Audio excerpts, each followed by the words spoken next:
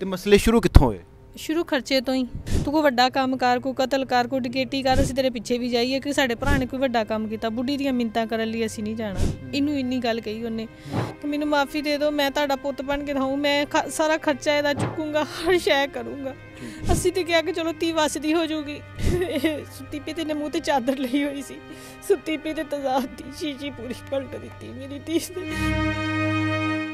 मेरी दीदी एक अख ज़ाया हो गई, एक कान पिघल गया सारा।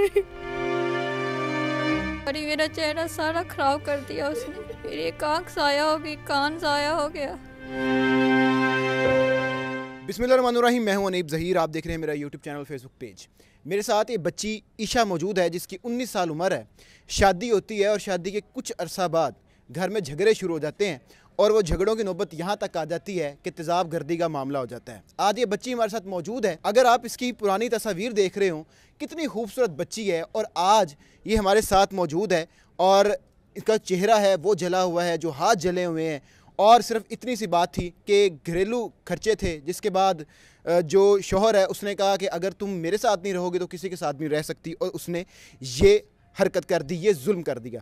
माँ मौजूद है, बच्ची ईशा मौजूद है, बात करते हैं। अस्सलाम वालेकुम माँ जी। वालेकुम सलाम पुत्त। माँ जी कदों विआह कीता सी?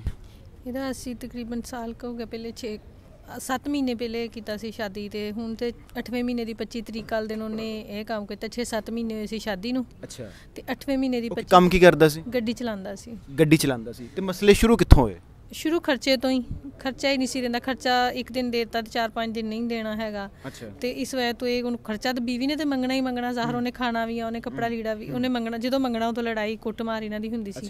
ਫਿਰ ਮੈਂ 2-3 ਵਾਰੀ ਇਹਨੂੰ ਆਪਣੇ ਕੋਲ ਲੈ ਆਈ ਆ। ਪਹਿਲੇ ਜਾਣਦੇ ਸੀ? ਨਹੀਂ, ਪਹਿਲੇ ਨਹੀਂ ਸੀ ਜਾਣਦੇ, ਉਬੜ ਸੀ ਉਹ। ਅੱਛਾ।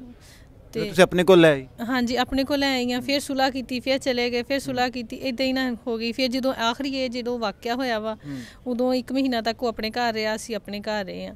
1 ਮਹੀਨੇ ਬਾਅਦ ਆਪਣੇ ਵਾਲਦੈਨ ਨੂੰ, ਮੇਰੇ ਜੇਠ ਨੂੰ, ਸਾਰਿਆਂ ਨੂੰ ਲੈ ਕੇ ਆਇਆ ਵਾ।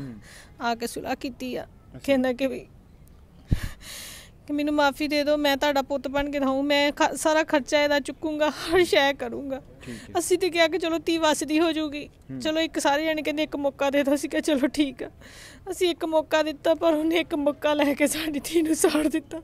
ਸੁਬਾਹ 6 ਵਜੇ ਨਮਾਜ਼ ਤੋਂ ਬਾਅਦ ਇਹ ਪੈ ਗਈ ਉਹ ਸੋਫੇ ਤੇ। ਜਦੋਂ ਵਾਕਿਆ ਹੋਇਆ ਤੇ ਈਸ਼ਾ ਆਪਣੇ ਘਰ ਹੀ ਸੀ, ਉੱਥੇ ਸੀ? ਨਹੀਂ ਜੀ, ਮੇਰੇ ਘਰ ਸੀ। ਤੁਹਾਡੇ ਘਰ? ਹਾਂਜੀ, ਮੇਰੇ ਘਰ ਸੀ। ਸੁਲਾਹ ਕੀਤੀ ਨਾ ਮੇਰੇ ਘਰ ਹੀ ਆ ਕੇ, ਤੇ 2 ਦਿਨ ਹੋ ਗਏ ਸੀ ਮੇਰੇ ਘਰ ਹੀ ਰਹਿਣ ਦਿਆ ਸੀ। ਤੇ ਕਹਿੰਦਾ ਸੀ ਕਿ ਮੈਂ ਆਪਣਾ ਵੱਖਰਾ ਮਕਾਨ ਲਵਾਂਗਾ ਤੇ ਉੱਥੇ ਇਹਨੂੰ ਲੈ ਕੇ ਜਾਊਂਗਾ। ਹੁਣ ਮੈਂ ਆਪਣੇ ਮਾਂ-ਬਾਪ 'ਚ ਨਹੀਂ ਲੈ ਕੇ ਜਾਣਾ। ਠੀਕ ਹੈ। ਤੇ ਈਸ਼ਾ ਦਾ ਟਾਈਮ ਸੀ, ਫਿਰ ਕੀ ਹੋਇਆ? ਤੇ ਫਜਰ ਦਾ, ਸੁਬਾਹ ਫਜਰ ਟਾਈਮ। ਹਾਂਜੀ। ਤੇ ਅਸੀਂ ਆਪਣੇ ਕਮਰੇ ਜਾ ਕੇ ਪੈ ਗਏ, ਇਹ ਉੱਧਰ ਪੈ ਗਈ। ਮੇਰੇ ਮੀਆਂ ਨਾਲ ਦਾਣੇ ਹੁੰਦੇ ਆ ਮੰਡੀ 'ਚੋਂ, ਤੇ ਇਹ ਦਾਣੇ ਹੁੰਜਣ ਲਈ ਮੰਡੀ ਚਲੇ ਗਏ ਆ। ਉਹ ਆਇਆ ਵਾ ਬਾਹਰੋਂ, ਆ ਕੇ ਇਹਨੂੰ ਕਹਿੰਦਾ ਕਿ ਮੇਰਾ ਭਰਾ ਕਹਿੰਦਾ ਵਾ ਕਿ ਤੂੰ ਰੋਜ਼ ਬੁੱਢੀ ਦੀਆਂ ਮਿੰਨਤਾਂ ਕਰਨ ਲਈ ਸਾਨੂੰ ਲੈ ਕੇ ਜਾਣਾ, ਅਸੀਂ ਨਹੀਂ ਇਹ ਕੰਮ ਕਰਨਾ ਹੈਗਾ। ਤੂੰ ਕੋਈ ਵੱਡਾ ਕੰਮ ਕਰ, ਕੋਈ ਕਤਲ ਕਰ, ਕੋਈ ਡਕੈਤੀ ਕਰ, ਅਸੀਂ ਤੇਰੇ ਪਿੱਛੇ ਵੀ ਜਾਈਏ ਕਿ ਸਾਡੇ ਭਰਾ ਨੇ ਕੋਈ ਵੱਡਾ ਕੰਮ ਕੀਤਾ, ਬੁੱਢੀ ਦੀਆਂ ਮਿੰਨਤਾਂ ਕਰਨ ਲਈ ਅਸੀਂ ਨਹੀਂ ਜਾਣਾ। ਇਹਨੂੰ ਇੰਨੀ ਗੱਲ ਕਹੀ ਉਹਨੇ।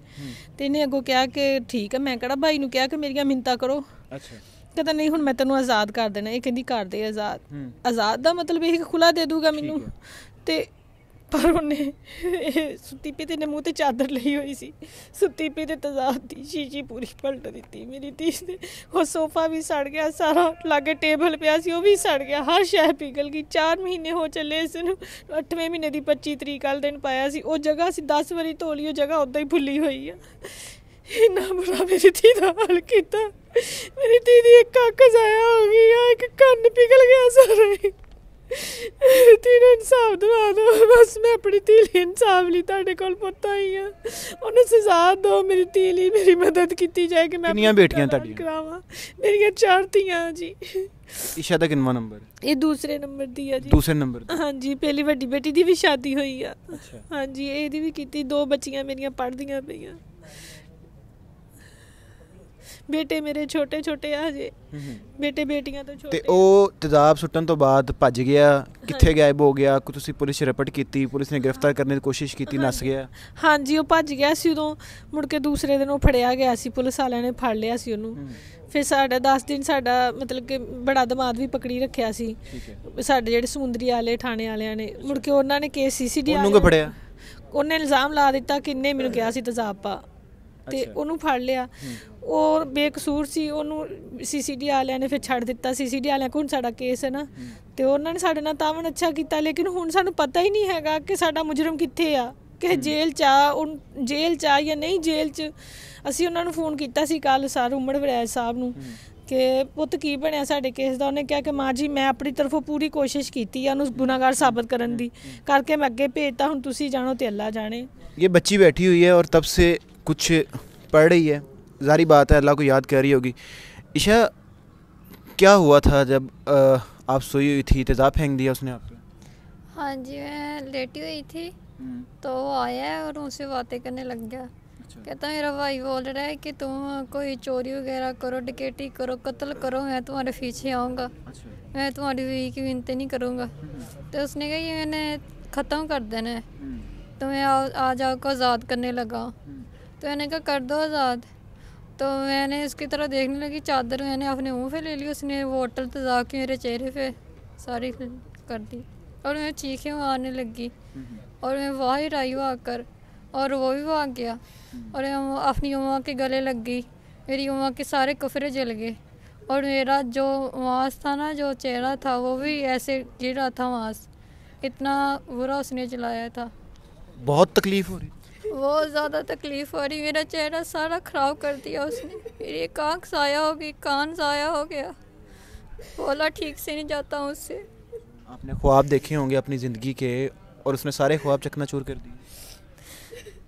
मेरी ज़िंदगी में बहुत ज़्यादा ख्वाब थे, मेरी एज में वो कुछ सोचा था अपनी ज़िंदगी में, ये करूँगी, ये कुछ बन के दिखाऊँगी सबको। उसने मेरी पूरी ज़िंदगी तबाह कर दी। पढ़ती भी थी आप? पहले पढ़ती थी, शादी के बाद छोड़ दिया था। पढ़ना चाहती थी? जी मैं पढ़ना चाहती, क्या करना चाहती थी? मैं पढ़ना चाहती थी, अपने नौकरी करना चाहती थी, अपने माँ बाप जो मेरी माँ घरों में काम करती थी मैं नहीं करवाना चाहती थी। मैं खुद हर चीज़ उठाना चाहती थी, अपने माँ बाप का सहारा बनना चाहती थी। सब कुछ ख़त्म कर दिया उसने? सब कुछ ख़त्म कर दिया उस इंसान ने। उसको कोई सज़ा अभी तक हमें नहीं पता, उसको सज़ा सुनाई है नहीं सुनाई हमें कुछ नहीं पता। क्या दरख्वास्त करना चाहोगी हुकूमत से? ये करूँगी कि उसको कड़ी से कड़ी सज़ा दी जाए और मेरा इलाज कराया जाए, क्योंकि इतने पैसे हमारे पास नहीं है कि मैं अपनी सर्जरी करा सकूँ। हमारे घर एक टाइम का खाना पकता है, दूसरे का पता नहीं होता खाना है या नहीं खाना।